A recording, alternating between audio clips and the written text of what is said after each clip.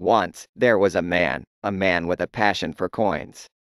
This passion would soon take over his life as he sought to find rare and scarce coins for his collection, always wondering what he would find next.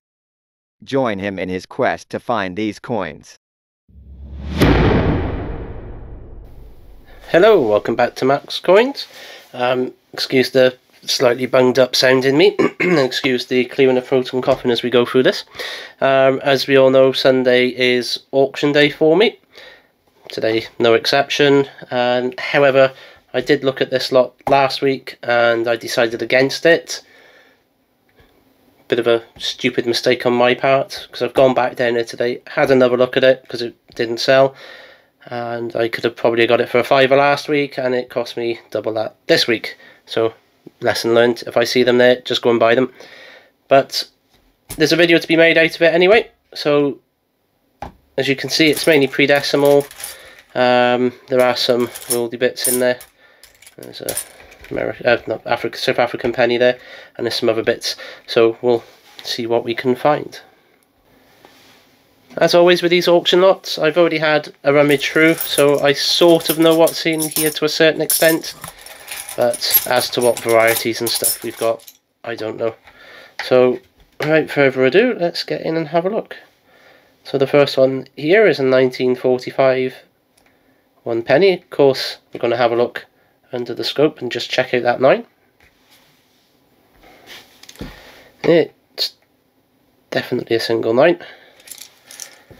And the next coin, it's 18.99 and it's a Victoria, but it's covered in junk. So that's the first one for Matt's Manky coin box. There we go, Percy Metcalf designed hen and chicks. One Pygnian from Ireland, was that 1949. Funny, Coin Patrol on the day recording, in fact I'm halfway through watching it just now, has just done a video on some Irish coins.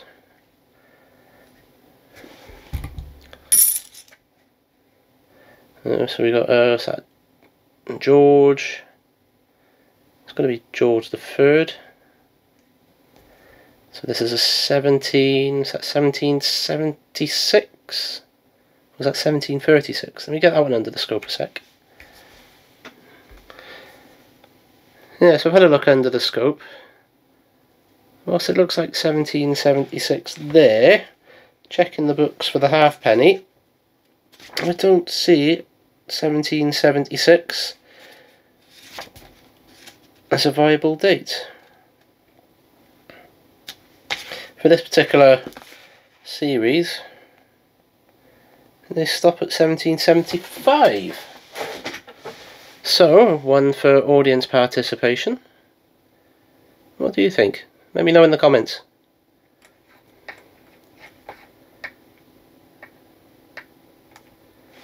I'll put that one in the normal pile. Right, on to the next one then. Let's get through these.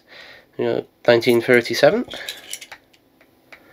and 1944. There are a couple of varieties on the 1944, very minor. You're looking at the positioning of the 4 to the wave above it. One is slightly more to the left than the other. There's a 1929. There's a 1919. Of course, 3 varieties on the 1919. This is the Heaton minted one. You can just about make out the H mint mark there.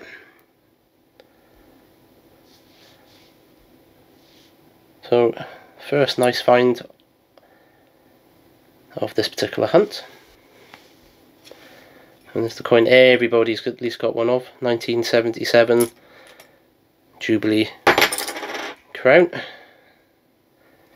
Okay, this is the 1938 South African penny. A little bit on the dirty side. There we go, we've got 1912, 2 varieties on the 1912 to look out for. And I'm just trying to make out if that's a mint mark on there. Quick look under the scope. Definitely confirms that's the Heaton minted 1912. So that's 2 Heaton minted ones we got in this particular hunt. There's a 64.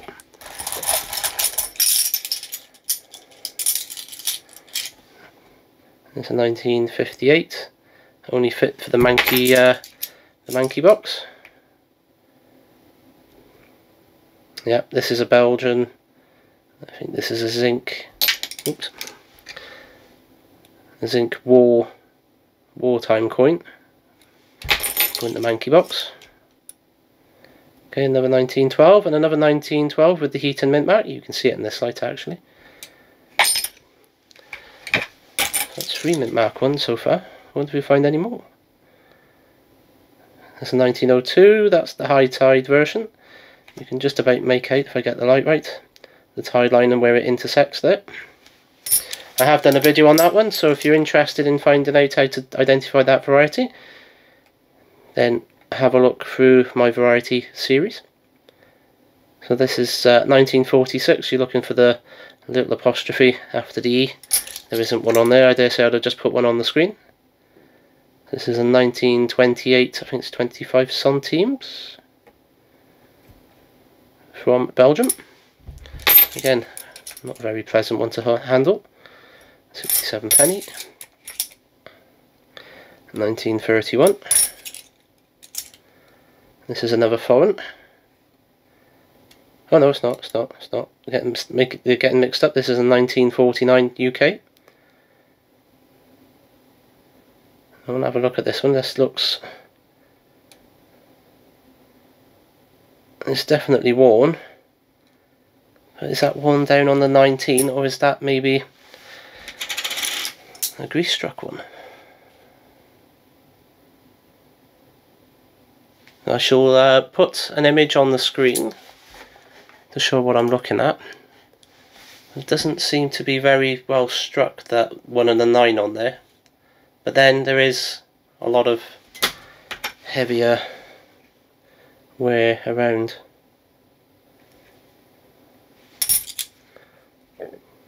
Okay, 1905. This is 67. Another 1905. Looks like spent some time in the ground. And a piece of silver. So this is a 1928 half crown. George V on the obverse, of course. 0.5 silver, this one.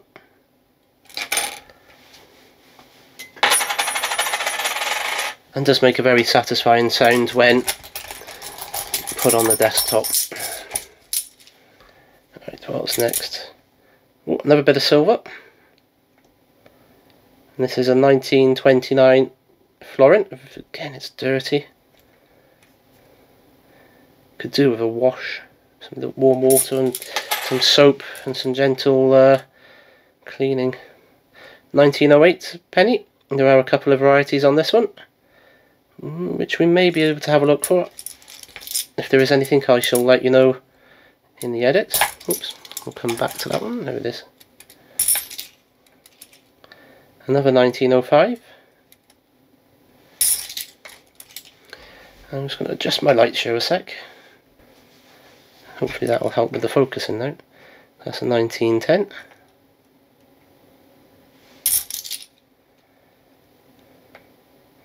Another 1912. Looks like a mint mark. I shall just check under the scope. And it is. Somebody was pulling out the mint marked ones by the looks of it. 1913. There's a couple of different varieties on this one. Watch out for a future varieties video where I actually go through how to spot the varieties. But having just put this under the scope, this is suffering terribly with delamination. All of this here and up there is delamination of the planchet. That could be one worth having a look at. Okay, we've got a 48 2 shilling.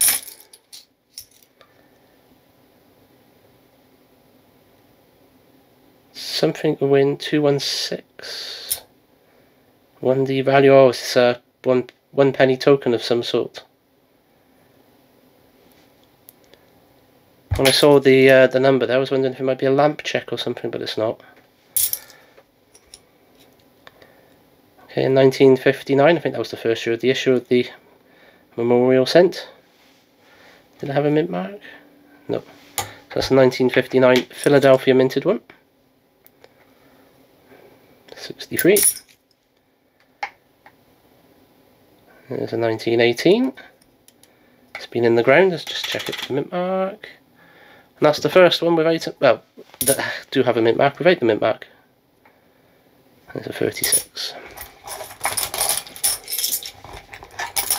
Right, what else have we got in this mucky lot? So there's a 1941 Irish penny. And we'll check those and see if they're required for the collection.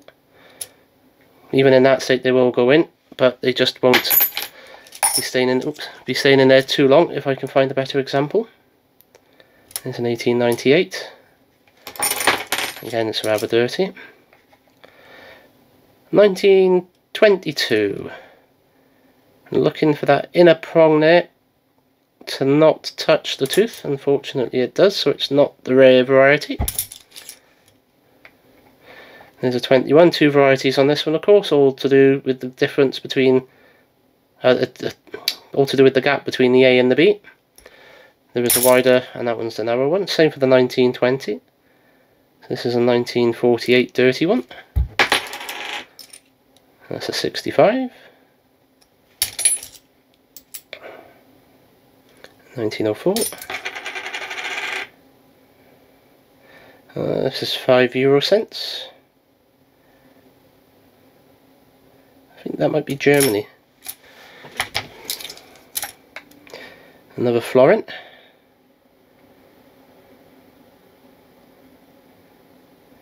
Yep, you can clearly see it's 1922. You can just about make out the 22 there.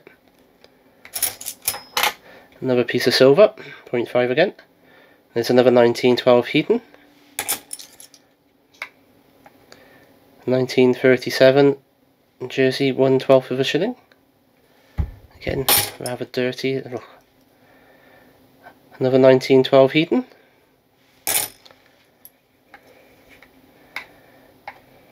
Un Sucre, República del Ecuador, 1946. I've got a funny feeling that's an addition. Bit of 0.925 silver now, and 1918 threepence. Ooh. There's an Irish threepence from 1946.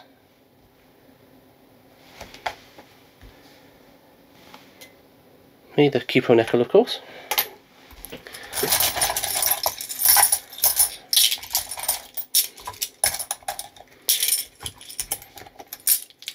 Right. Next one, 1935 New Zealand 1 shilling. Now this is also 0.500 silver. There's a 1948 penny. That's a 5 rappen from Switzerland, 1953.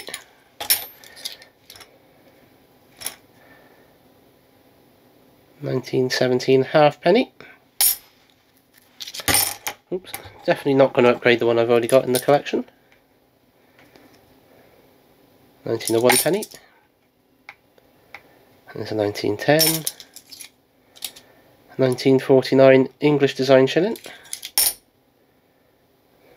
Manky 67. There's a 1903. Looking for the open or closed 3, that's the closed 3. I haven't found one yet. I believe Paul at Coin Patrol does have one. There's a 1913. Like I say, there is a video coming up on how to differentiate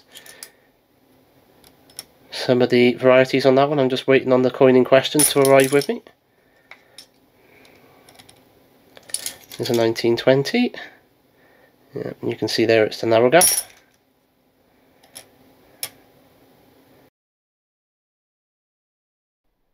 Editor mapped here. I was going to leave this video run through, but when I come to edit it, it was about 20 minutes long, plus I've got to do a wrap up and all the rest of it as well. So I'm going to leave this one here and say, if you haven't already subscribed, please hit that subscribe button. hit the notification icon as well, and I shall see you on the next one. Thank you for watching.